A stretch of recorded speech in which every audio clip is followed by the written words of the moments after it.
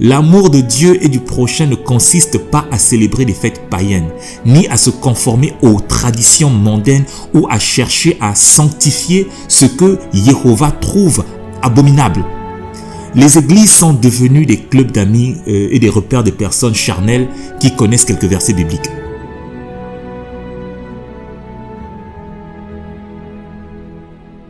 Concernant l'amour de Dieu et de notre prochain, la Bible dit dans 1 Jean 5, versets 2 à 4, « Nous connaissons que nous aimons les enfants de Dieu lorsque nous aimons Dieu et que nous pratiquons ses commandements. Car l'amour de Dieu consiste à garder ses commandements.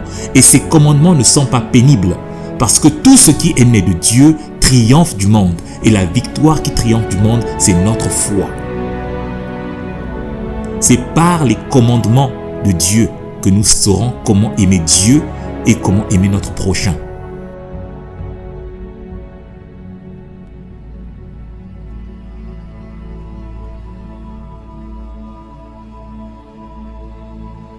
Mais dans ces mêmes églises, on nous a enseigné que la loi de Dieu a été abolie, les commandements de Dieu sont devenus futiles pour notre génération. C'est la foi qui sauve.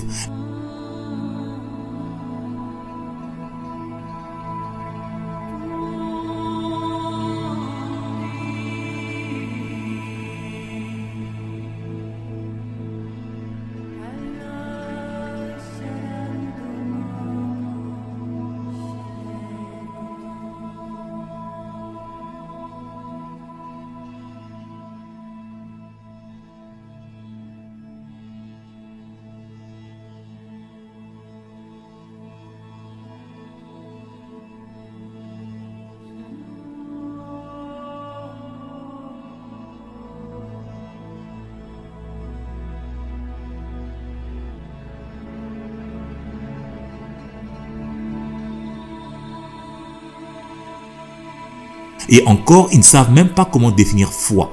Et je ne vais pas entrer dans ces détails aujourd'hui parce que je vais me concentrer sur ce que nous sommes en train de faire aujourd'hui, la Saint-Valentin. Vous ne pouvez pas enseigner l'amour en vous basant sur une fête instituée par le dieu Tammuz qui épousa sa propre mère Samiramis.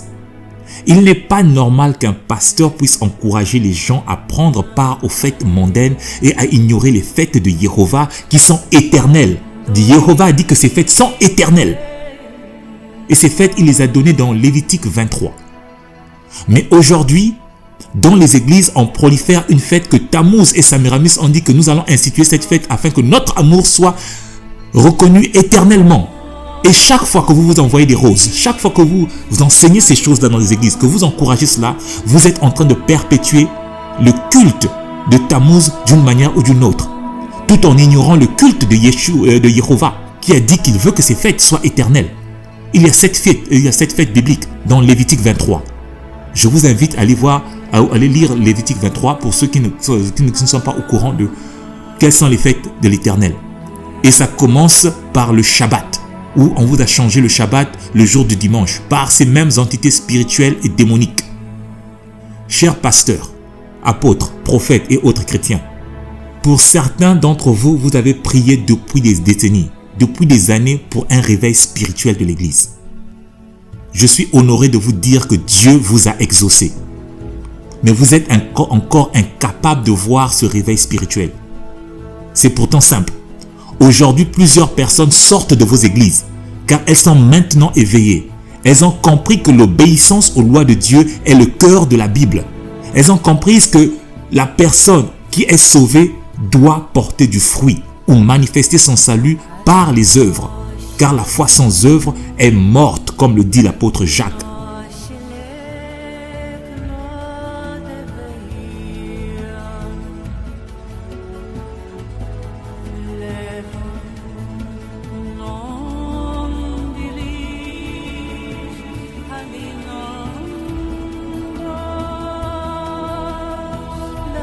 Et l'apôtre Paul soutient l'apôtre Jacques, contrairement à ce que vous enseignez dans vos églises.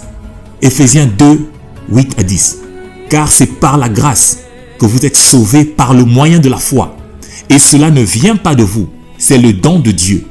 Ce n'est point par les œuvres, afin que personne ne se glorifie. Car nous sommes son ouvrage, ayant été créés en Yeshua HaMashiach pour de bonnes œuvres que Dieu a préparées d'avance afin que nous les pratiquions. L'apôtre Paul dit bien que nous sommes sauvés par la foi afin de pratiquer les œuvres que Dieu a préparées d'avance. Je relis le verset 10. Car nous sommes son ouvrage ayant été créés en Yeshua HaMashiach pour de bonnes œuvres que Dieu a préparées d'avance afin que nous les pratiquions. Donc, quoique nous ayons été sauvés au moyen de la foi, c'est dans le but de ce salut, c'est de pratiquer les bonnes œuvres que Dieu avait déjà dictées autrefois dans la Torah et par les anciens prophètes.